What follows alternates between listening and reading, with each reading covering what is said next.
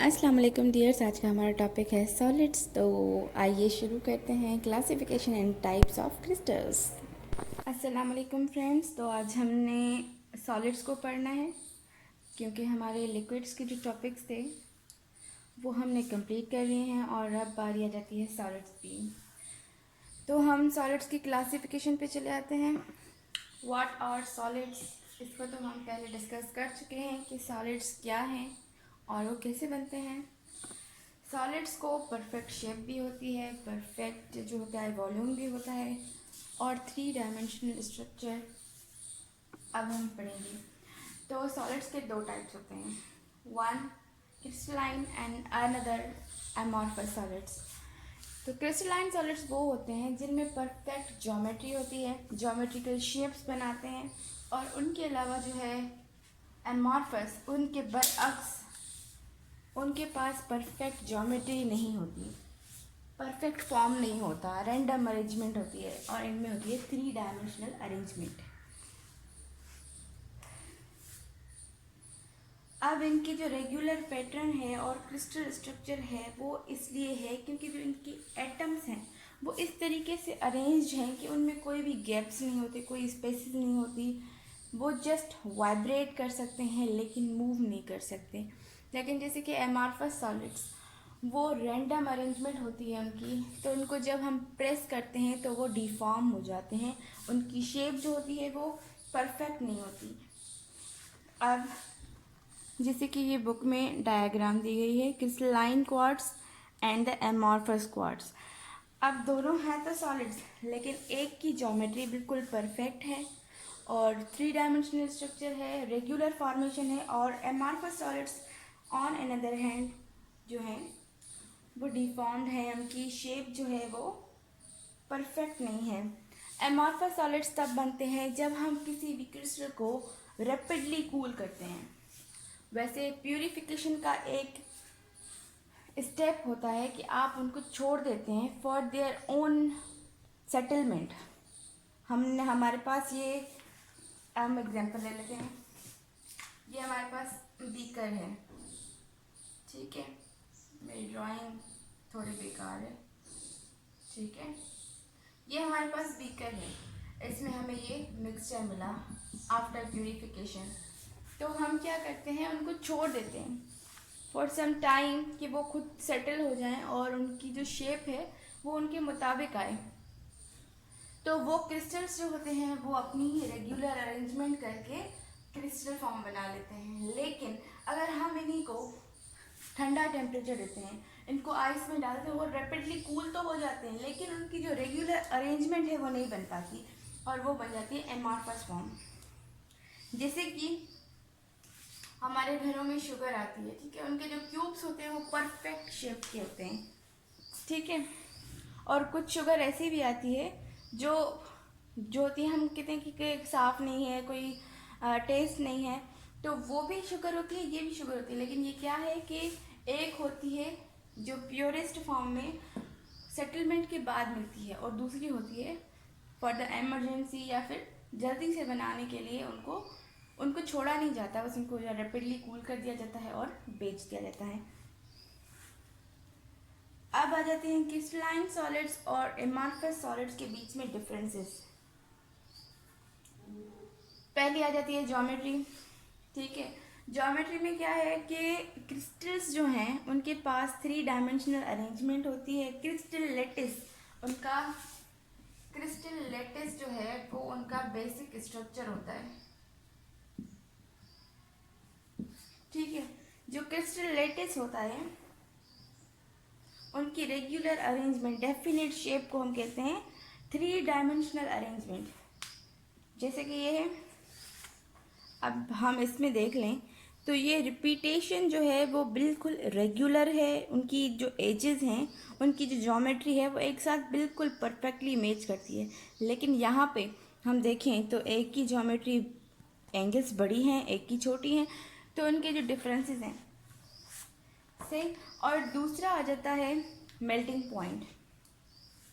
जो क्रिस्टल्स होते हैं, जो क्रिस्टलाइन सॉलिड्स होते हैं, उनके पास डेफिनेट मेल्टिंग पॉइंट होती है। मतलब अगर मैं कहूँ कि 44 डिग्री सेल्सियस पे अगर कोई क्रिस्टल मेल्ट हो रहा है तो उसके जितने भी मतलब उसके मॉलिक्यूल्स होंगे वो इसी टेम्परेचर पे मेल्ट करेंगे और यूनिफॉर्म होगी।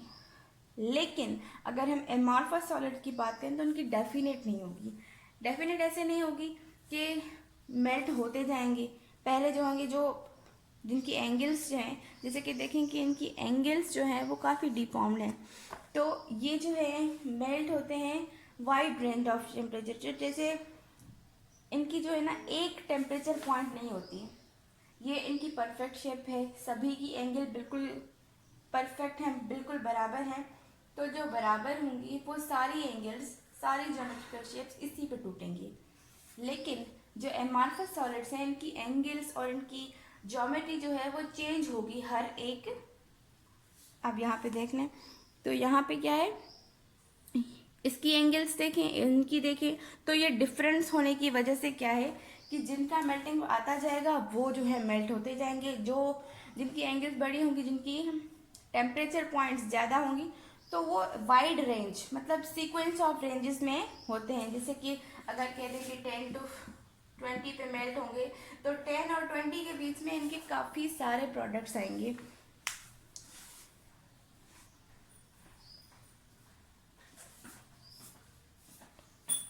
और आ जाता है cleavage and cleavage plane.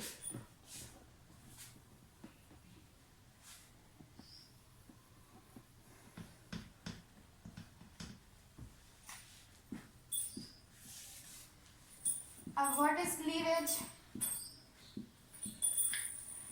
Cleavage जो है वो ब्रेकिंग होती है जब हम किसी भी क्रिस्टल स्ट्रक्चर को आई शेप पे बना लूँ, जैसे ये शेप है, ठीक है, ये जब शेप टूटेगी तो इसके जैसे बिल्कुल सिमिलर छोटे छोटे पार्टिकल्स जो होंगे, छोटे छोटे क्रिस्टल्स जो होंगे वो फॉर्म होंगे। लेकिन उनकी सबकी जो जो जो मतलब स्मॉलर पार्टिकल्स बनेंगे ना, स्मॉलर पार्ट्स बनेंगे, वो सारे आइडेंटिकल होंगे, बिल्कुल एक जैसे। ऐसा नहीं होगा कि एक जो होगा वो ट्रिग्नोमेट्रिकल शेप होगा तो एक जो होगा ट्राइगोनल होगा, ऐसे नहीं होगा। अगर सबकी स्क्वायर शेप है, बड़े वाले की स्क्वायर शेप है तो सबकी स्क्वायर शेप होगी। और वो जो है एक प्लेन पे अगर टूट रहे हैं तो एक प्लेन पे टूटेंगे, रेंडमली नहीं टूटेंगे, ऐसे नहीं होगा।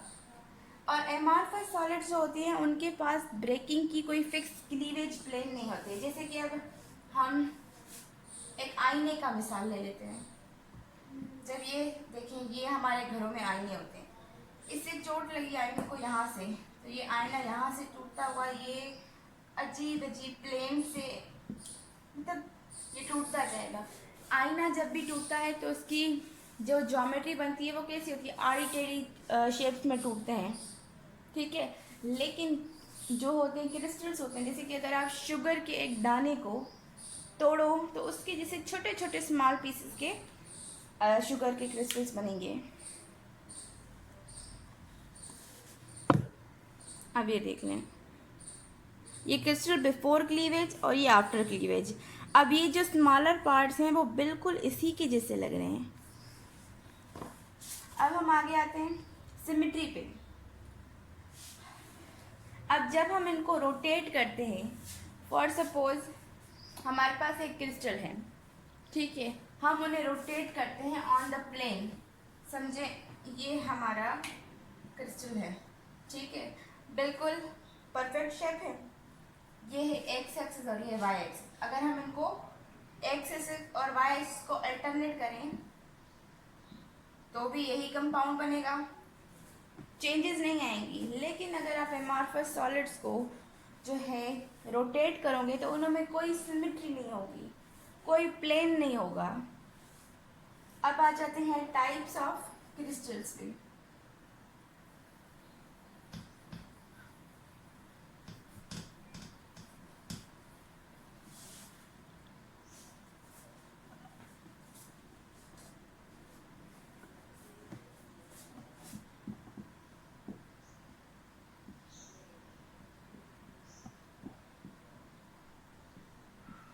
ठीक है, What are the types of crystals? Number one, atomic crystals.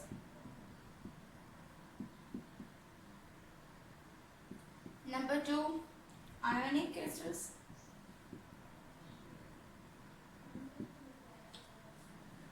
Covalent crystals.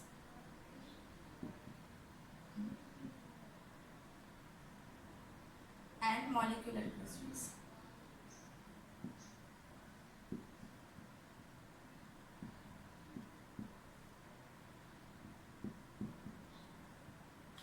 ठीक है, तो हमारे पास जो एटॉमिक क्रिस्टल्स हैं वो एटम्स बनाते हैं। एटम्स कैसे बनाते हैं? Atomic crystals are made by metals. ठीक है, जो मेटल्स होते हैं वो फ्रीली एग्जिस्ट करते हैं इन क्रिस्टल। जैसे कि ये हैं, फॉर सपोज ये मैं एक एटॉमिक क्रिस्टल्स की शेप बना रही हूँ। ठीक है, तो अब इस स्ट्रक्चर में क्या होगा कि इनके जो इलेक्ट्रॉन्स हैं वो इस क्रिस्टल स्ट्रक्चर में फ्रीली यहाँ से वहाँ मूव कर रहे होंगे, फ्रीली मूव कर रहे होंगे, और एक इलेक्ट्रॉन गैस बना रहे होंगे कि उनकी जो मूवमेंट है वो पूरे क्रिस्टल स्ट्रक्चर में होती रहती है। और जैसे कि आप सबको पता है कि जो मेटल्स हैं वो इलेक्ट्रॉन्स के लूज होने के बाद जो है पॉजिटिव चार्जेस अख्तियार कर लेते हैं। अब ये देखें, ये हमारे यहाँ दी गई हुई है क्लास फर्स्ट ईयर की बुक में, 2-dimensional view of atomic crystals, atoms violet eight there mean positions. अब जो इनकी मूवमेंट होगी वो इसी जगह पे होगी। ये मूवमेंट के लिए जो है वो ज़्यादा कोशंट नहीं होंगे, ये जस्ट वाइब्रेट करते हैं ऑन देयर फिक्स्ड एक्सिस। ये जैसे एक है तो ये अपने ही इधर इसी पोजीशन में ये मूव करेगा। ठीक है, तो इस जो मूवमेंट के बाद इनकी जो जो होती है ना अरेंजमेंट की वजह से इन जो कैरेक्टर्स इनके बनते हैं वो है लस्टर।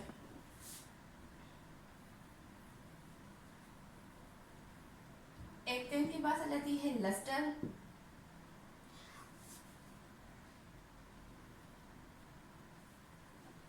और इनकी मेल्टिंग पॉइंट जो होती है वो बहुत ही हाई होती है, क्योंकि ये जो होते हैं एक दूसरे के साथ बहुत ही अट्रैक्टिव डेफिनेशंस बना लेते हैं, जिनकी वजह से इनकी जो ब्रेकिंग है वो इतनी आसान नहीं होती और इनको हाई टेम्परेचर चाहिए होता है मेल्ट होने के लिए।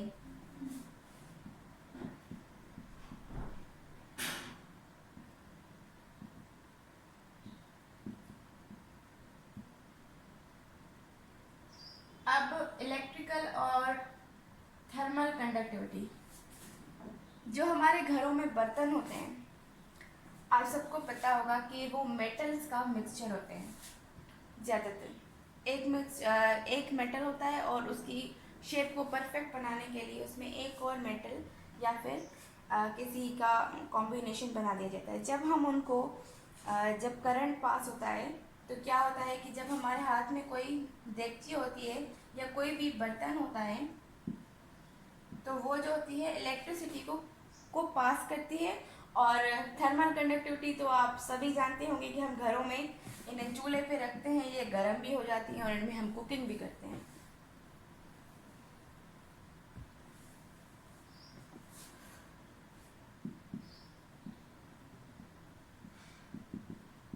मेलिएबिलिटी एंड डक्टिलिटी, ये क्या है? डक्टाइलिटी। अब ये दोनों प्रॉपर्टीज़ वो प्रॉपर्टीज़ हैं जिसकी वजह से ये शीट्स में कन्वर्ट होते हैं और वायर्स में। आप सबको पता होंगे कि एल्यूमिनियम शीट्स जो होती हैं उनसे प्लेन्स बनते हैं। एल्यूमिनियम्स को शीट्स में कन्वर्ट किया जाता है, वो इसलिए होता है क्योंकि वो एटॉमिक क्रिस्टल्स जो होते हैं उनकी जो परफेक्ट अरेंजमेंट होती है उसकी वजह से इनको शीट्स और वायर्स में, हम कहते हैं कि हमें पंखा चाहिए तो कॉपर वायर वाला चाहिए। अब कॉपर क्या है? मेटल है, ठीक है। अब कॉपर वायर कैसे मिलेगी, वो इस तरह से मिलेगी, क्योंकि वो एटॉमिक क्रिस्टल्स की अरेंजमेंट की वजह से उनमें ये सारी प्रॉपर्टीज आ जाती हैं और वो डक्टाइलिटी की वजह से वायर्स में चेंज हो जाते हैं, कन्वर्ट कर दिए जाते हैं इनटू वायर्स। अब दूसरा है आयोनिक क्रिस्टल्स, वो भी नाम से बिल्कुल हमें समझ आ रहा है, एटॉम हो गया एटॉमिक क्रिस्टल, अब आयोनिक। अब आयोनिक वर्ड का मतलब क्या है, जो आयन फॉर्म में हो, पॉजिटिवली और नेगेटिवली चार्ज आयन्स हो उनमें, और वो एक दूसरे के बीच में with the attraction of electrons, attraction की वजह से वो एक दूसरे के साथ कंबाइन रहें। अब इंडिविजुअल आयन्स की जो होती है कोई भी मतलब आइडेंटिटी नहीं होती है, लेकिन इस फॉर्म में आ जाने के बाद वो जो हैं 2 डायमेंशनल व्यू बना देते हैं और 3 डायमेंशनल स्ट्रक्चर्स बना देते हैं, जैसे कि सोडियम क्लोराइड। अब हमारे पास यहाँ पे सोडियम क्लोराइड का एक सिंपल सा एक एग्जाम्पल ले लेते हैं। Sodium is positive and chlorine is negative, लेकिन ये दोनों कंबाइन होते हैं एंड फॉर्म करते हैं आयोनिक क्रिस्टल्स। और ये आयोनिक क्रिस्टल्स कितने मजबूत होते हैं, आप सब इस चीज़ को जानते हैं। हमारे घरों में सॉल्ट होता है, वो सोडियम क्लोराइड है, टेबल सॉल्ट। अब इसकी वजह से इनके पास भी कुछ खासियतें आ जाती हैं, जिनमें नंबर 1 है हाई मेल्टिंग पॉइंट, क्योंकि ये जो चार्जेस हैं वो एक दूसरे को इतना बाइंड करके रखती हैं, इतनी अट्रैक्टिव फोर्सेस क्रिएट कर देती हैं कि इनको हाई टेम्परेचर चाहिए होता है मेल्ट होने के लिए।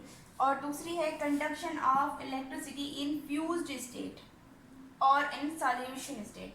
अब जब हम घरों में देखते हैं, पहले लिख लेते हैं फिर मैं बताती हूँ, कंडक्शन ऑफ इलेक्ट्रिसिटी। अब हमारे पास घरों में क्या होता है कि हम कहते हैं कि इसका मतलब है conduction of electricity infused in solution form. तो ये तब मुमकिन है जैसे कि हमारी बॉडी जो है वो सॉल्ट्स की बनी हुई है और हमारी बॉडी इलेक्ट्रिसिटी को कंडक्ट करती है। अब आप कहेंगे ये कौन सा बात, ये क्या बात हो गई, क्यों नहीं करती। आप देखें, जब आप बिजली में हाथ डालते हो तो आपको करंट लगता है कि नहीं लगता।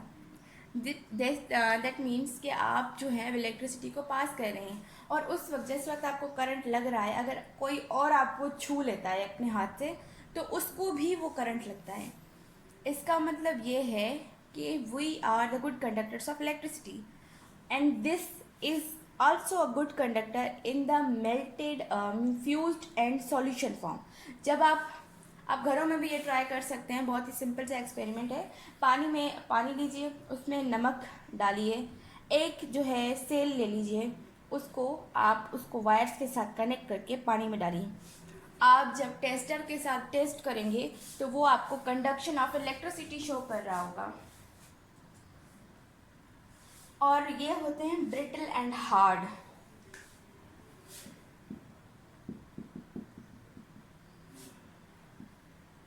इनको आप आसानी से तोड़ नहीं सकते, और इनकी जो ग्रोथ होती है वो इनडेफिनेट होती है जब तक इन्हें तोड़ा या स्टॉप ना किया जाए। जब आप इसको छोड़ देते हो, इनडेफिनेट ग्रोथ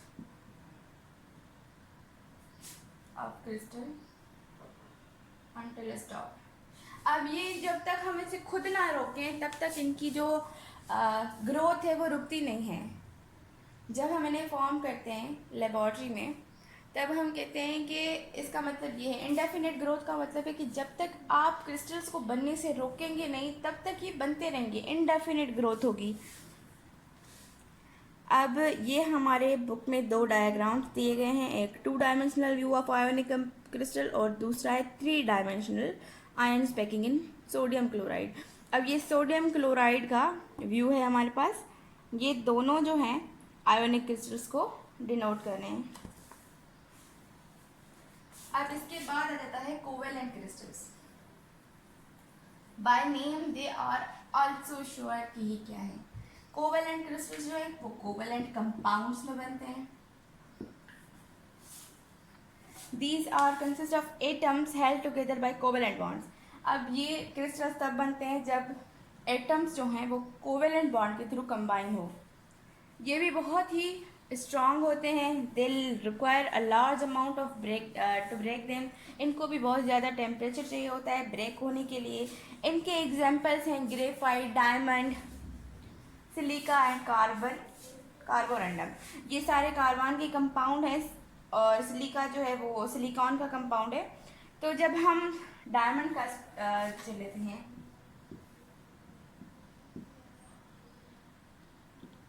ठीक है, ये जो है डायमंड की स्ट्रक्चर बनाते हैं, ठीक है, या सिंपली हम लिख देते हैं डायमंड। अब डायमंड क्या है? जब कार्बन अपने साथ 4 कार्बन्स को बॉन्ड बनाता है एज अ कोवेलेंट बॉन्ड, तब जो है डायमंड बनता है। और उनके बीच में जो एंगल होती है वो 109 डिग्री की होती है।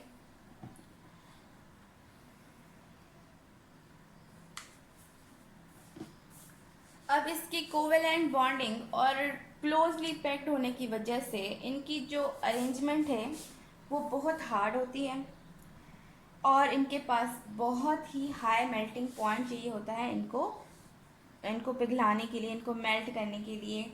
और इनके पास जो होती हैं खासियतें वो है high melting point, low density, denser नहीं होते ज़्यादा, और हाई रिफ्रैक्टिव इंडेक्स। अब इसमें काफ़ी सारे कंपाउंड्स आ जाते हैं कोवेलेंट में, जैसे कि हमारे जो ऑर्गेनिक कंपाउंड्स हैं वो भी इसमें आ जाते हैं। हमारे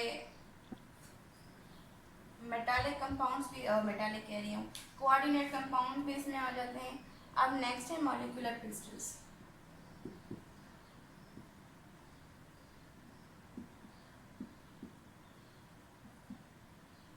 molecular crystals are composed of molecules, जैसे कि आइस, आयोडीन और कार्बन डाइऑक्साइड।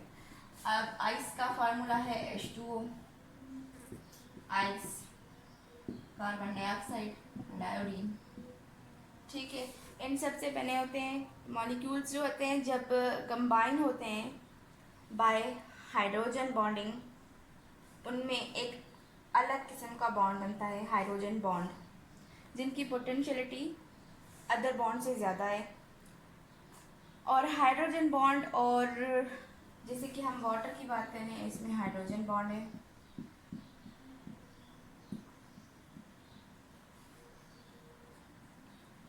अब ये भी एक किस्म की जो है, अब ये कैसे बनते हैं मॉलिक्यूलर क्रिस्टल्स? उनके लिए ज़रूरी होता है कि आइदर वो उनके पास हो हाइड्रोजन बॉन्ड हो या फिर वीक वंडर वॉल फोर्सेस हो,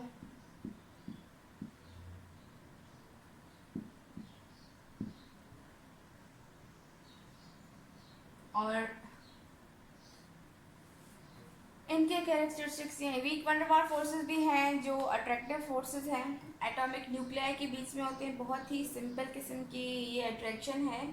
और हाइड्रोजन बॉन्ड जो है वो with the high electronegative atom के साथ जब हाइड्रोजन लिंक बनाती है, जैसे कि हम वाटर में देख लेंगे, वाटर है HOH, तो ये जो वाटर है वो अपने एडजेसेंट वाटर मॉलिक्यूल्स के साथ क्या करती है, ब्रिज बना लेती है, ठीक है। तो इनकी जो अट्रैक्शन है वो इसकी वजह से होती है। तो ये जो बॉन्डिंग है उसकी वजह से भी मॉलिक्यूलर क्रिस्टल्स बनते हैं। और उसके अलावा इनकी इनके कैरेक्टरिस्टिक्स क्या हैं? इनके पास मेल्टिंग पॉइंट लो होती है, ये लो टेम्परेचर पे भी मेल्ट हो जाते हैं, ये कंडक्ट नहीं करते इलेक्ट्रिसिटी। जो भी हमारे पास मॉलिक्यूलर क्रिस्टल्स हैं वो इलेक्ट्रिसिटी को कंडक्ट नहीं करते। अब आप कहेंगे वाटर जो है वो करता है, तो प्योर वाटर नहीं करता, जब वाटर में कोई इम्प्योरिटी हो तो करता है, ठीक है। तो आज का हमारा जो लेक्चर है वो यहीं पे ख़त्म होता है, और उसके बाद हम आइसोमेरिज्म और पॉलीमॉर्फिज्म के ऊपर दूसरा टॉपिक करेंगे। तो तब तक के लिए अल्लाह हाफिज़। अगर वीडियो पसंद आई हो तो लाइक, शेयर और कमेंट करें। Thank you so much. अल्लाह हाफिज़।